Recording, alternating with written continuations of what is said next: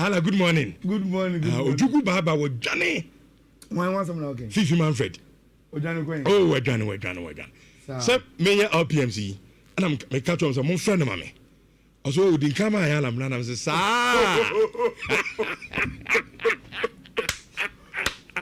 Chelsea for my corn, we're Johnny. Or call, we're Johnny. The team in yet. To grow to Sunderland. Also, your world champions. Ayala Koba. Say be able to call here. Now, say Popa and Swat Tracy. I said Popa, the Real Madrid. Popa, good morning. By microphone, mommy. Morning, Richard. Now, be able to call here. I'm not him to use all die, pa. Oh, my bro, so. I'm confident Tramani James Watchado. 4 times a day, I know. So the preseason, you can come on 5. Last year, Mushamu back to back. General them some better.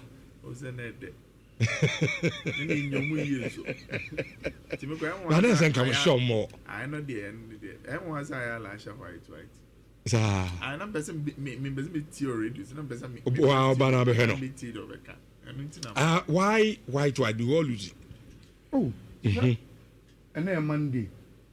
Okay. Sorry, I don't know we know white. Yeah. To me, I never know my celebrity. Okay. But so who to me die? Oh, so we have many more to say. My dad's already come out. Okay. To say me chance if we be sure be an in my own. What's the about it, Papa? Allow them, I'm sure. Eddie Aminano. Me chance if you Rich. Minimum say a moon 10 games crying the yeah. But and go first and say 80%. Unless a BBC along the way, Arsenal start saying Magam. And whether a significant and answer is significant, you know. Uchu Mutaya say a liga. A see anybody. Weekend now, we competitors at the theatre. No for 3 points. Now they are 2 years. And they are along the road. Every more they never want to so up. Then you go to your buffer. Now they are here. Maybe no. Na abeka wase mini biama. Enti league table na fe. Na yebedi mu nkomo. Obviously, we will start from Manchester United. Saturday, we will catch you say Manchester best Brighton for no. And Saturday, we catch you and go for the no munjindi and untimim begrudge because the last 7 games are not man you abo against Brighton. No man you only 1 win. But Rich, even though say ocean numbers na o game ni mu a enye numbers say Manchester United only possession and almost share Brighton. But Rich, so one say ya the numbers will also deceive you. Born away, you know. Apart from probably the last 20 minutes, wo back to free kick share ya Brighton for saying ya second goal na emu edi ansana imbo mo finish game no. Rich,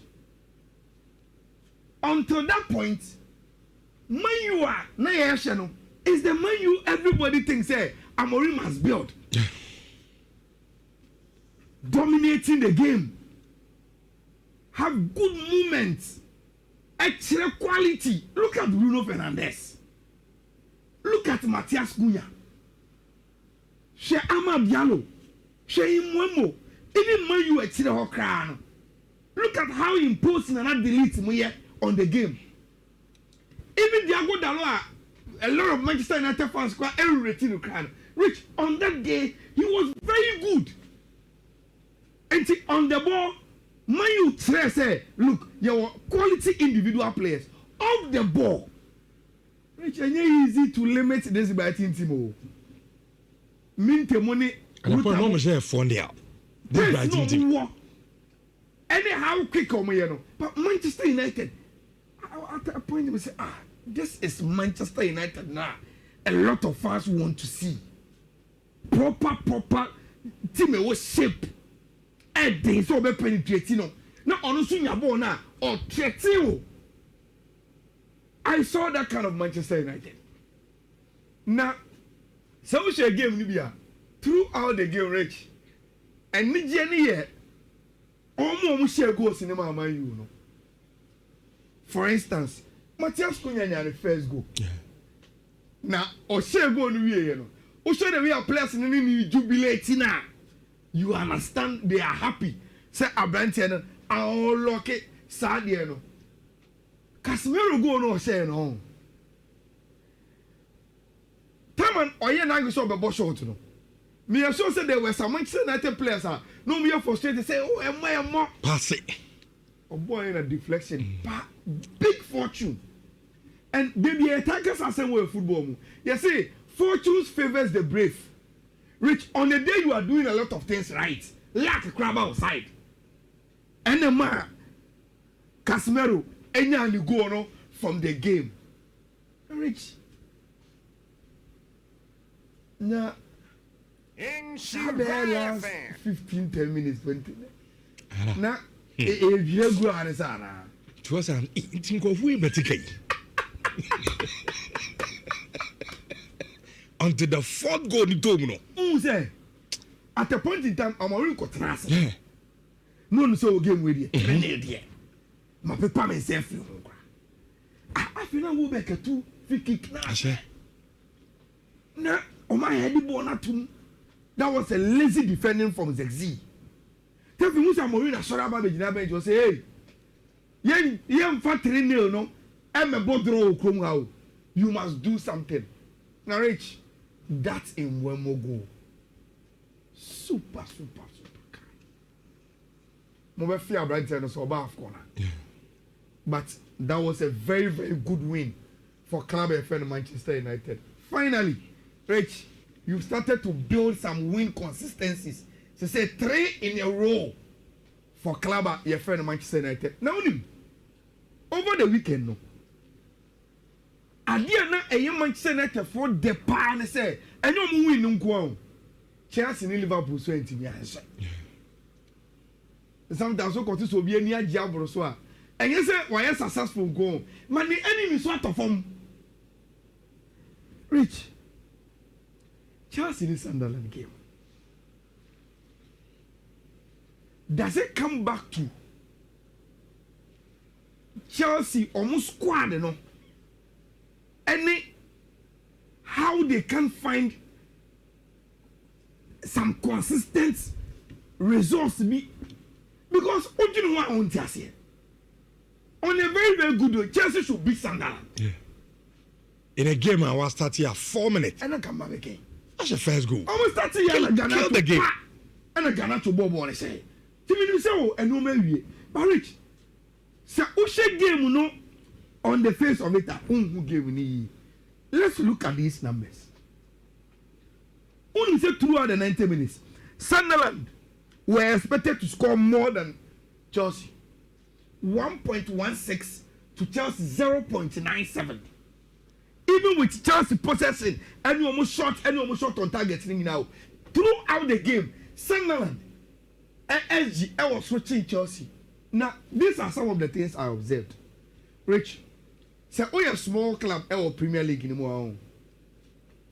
I got this orientation from Gary Neville, Money, Jimmy Kaya, Gamone, or more pandit. No, they believe say. Some of us are Premier League anymore. You can't play toe to toe with the big boys, but you must always have a plan to defend well and play on the counter. And they've said, we a small club now. We was our structure now to defend deep, low block against the big boys and always play them on the counter. Then you have a chance to survive. That is the same thing as Sunderland for the Chelsea for. So you look at this picture. This is how Sunderland, in their deep shape, decided to deal with Club FM and Chelsea. They know Chelsea will push. So what they did, they said, they put their striker Isado in between Chelsea backline. So Omoba in the 3 shape now. The start of Omo transition, baby at Chalo Bejinano. Any Casedo say okay, Ukutamono. But I will not let you pass the ball to number 6 now. Open for ball on the I don't have a problem because all the ball on the there are other players who are set to do their job. Rich, striker here said you money here. Then they put 1, 2, 3, 4 players between Casedo and finding again the offensive midfielders, you know, even including inverted lateral defender. We say Abrantia friend Mark Kukwera in this space. And Tigane Shaka, Sadiki, Fi, and Traore. Omunina, they stand in a very, very good shape, making sure that space is now and 100 Chelsea Bobo game ni womuno. They are tight, they're rich. Omu Yensua, they are 3 back, including Omu wing backs, you know, are tight here.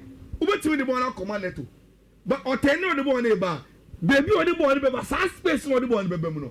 You are suffocating space in Ama. Chelsea who do Omonye. Now only Omonye see an Chelsea pinnacle machia. Rich. Then they follow them.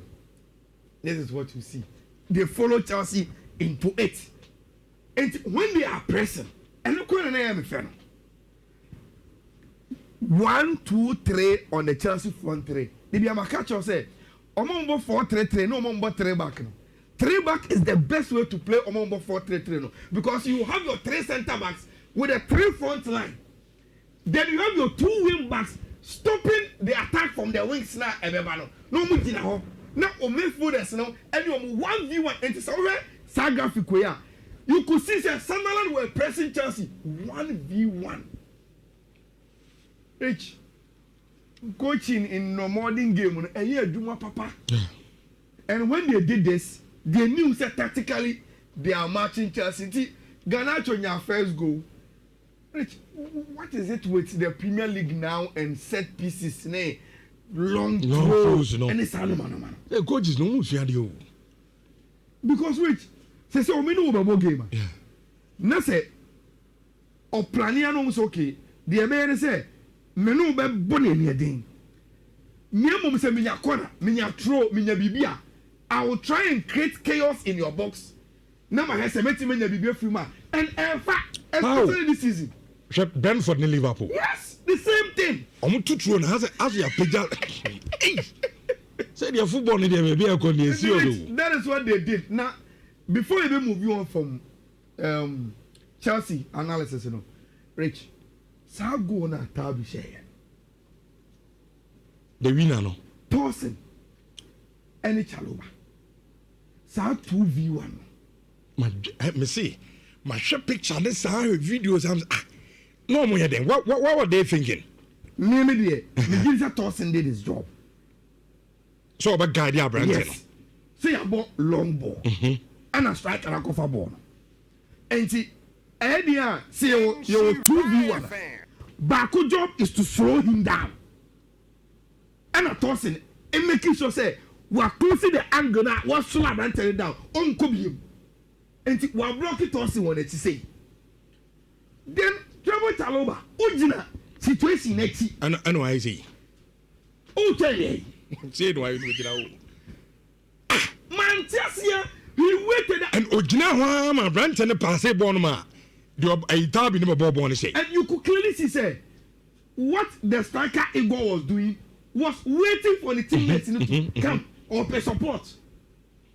Why do you allow him to take time out to get the support now open? But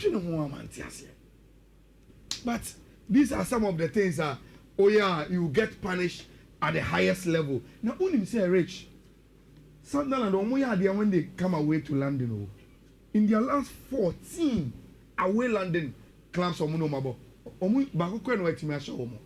that is a very, very good record when they come to London. So it was a very, very good game. Rich, let me say Liverpool ko share Frankfurt no. Oma sheki omo miseries na say na me boa. Now I have a problem with Anasros. Me tie the interview after this game. Or say out of the 4 games no more lose twice in the Premier League no. Sa game way is the worst. So what it means is that they are going back.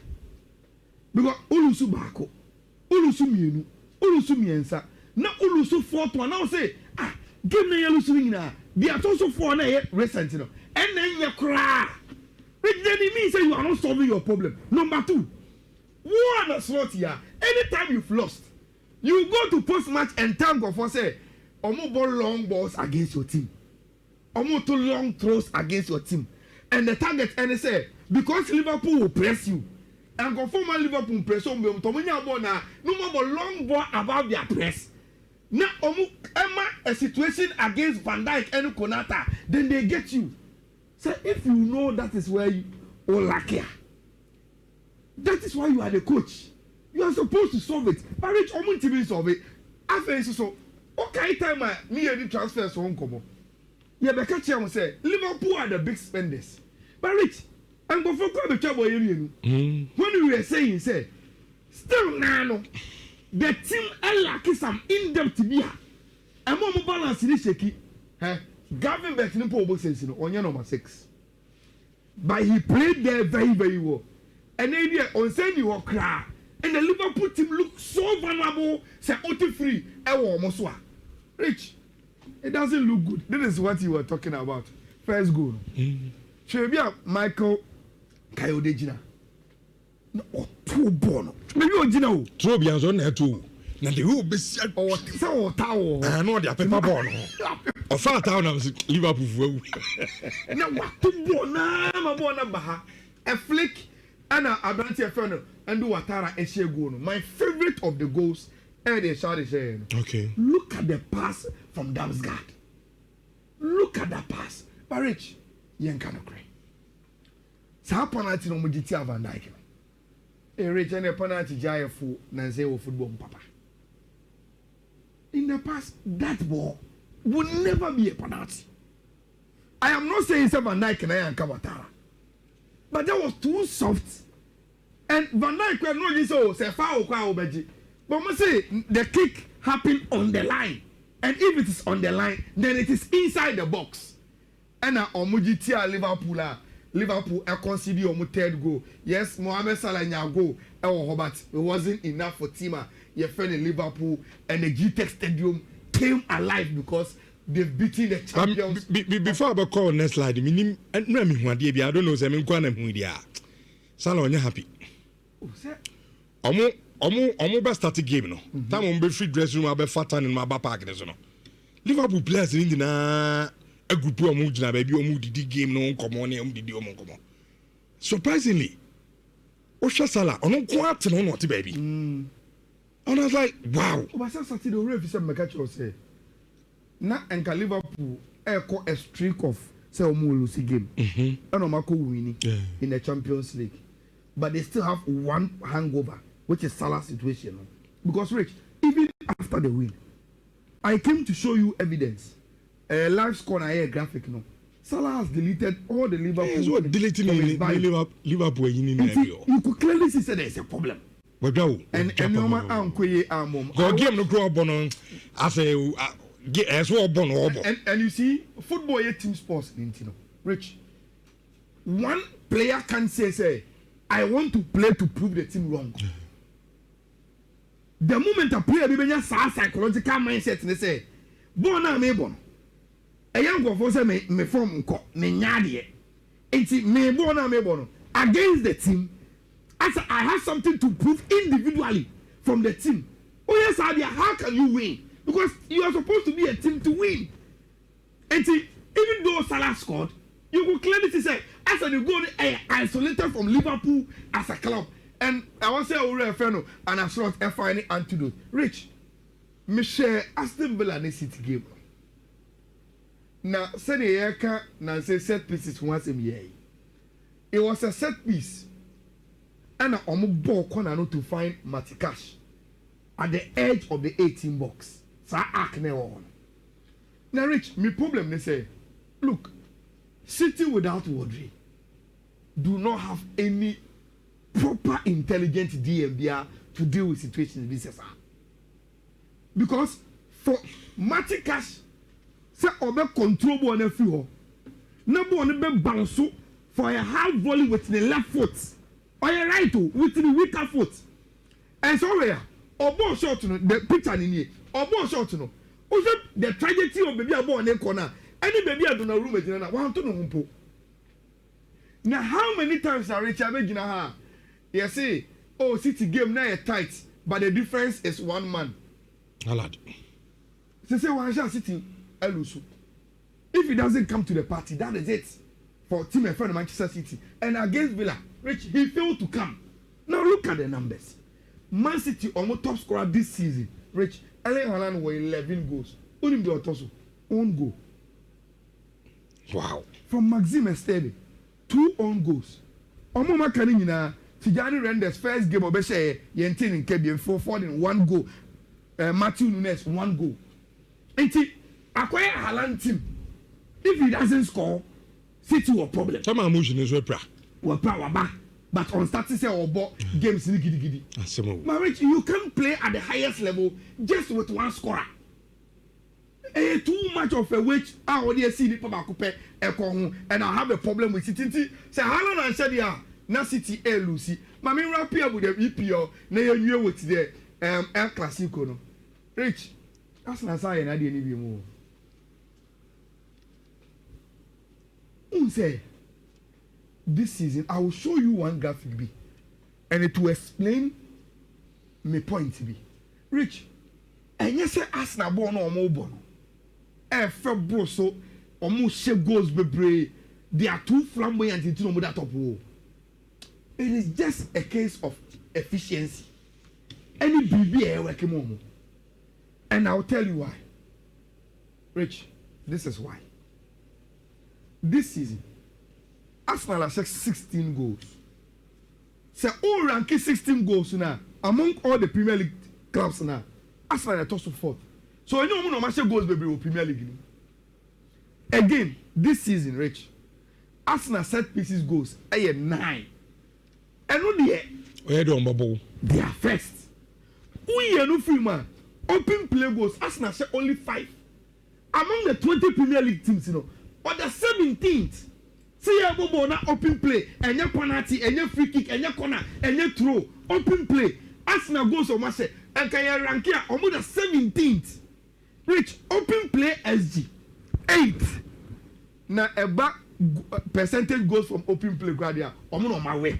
And they are 19 also from percentage SG from open play, 19th. 80, say Arsenal the topper. Rich. It boils down to one situation. The exaggeration in your free kick near ball. Your bar, Gabriel Magalhaes in the zone. Say on to me heading direct end to net in one or head on to her. On him said, this is the zone. Me players not yet training said they will attack. And I head the ball to zone. A perfect technique from Eze and I the any other goal. Now again, football stories. The Toyota free Crystal Palace. Oma Befie. Last season, number 2-2. You win and freeze our game win. This time on by game na den. You problem na Belia out. Player got on from her. And Onya the only goal at the MI Rich. Arsenal has sent 11 goals from set pieces. And they are the leaders. I was our board no so. Now only the Arsenal. Say only Arsenal 11 goals no up to the right perspective.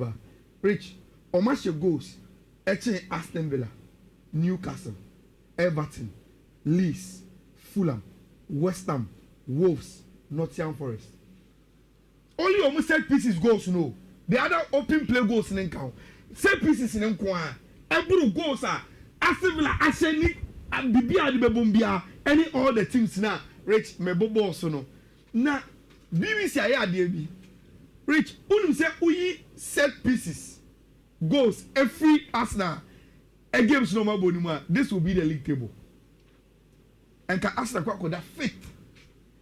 And it is very, very interesting. Sir Ubehu Sa Adieno. Now, me crown Rich.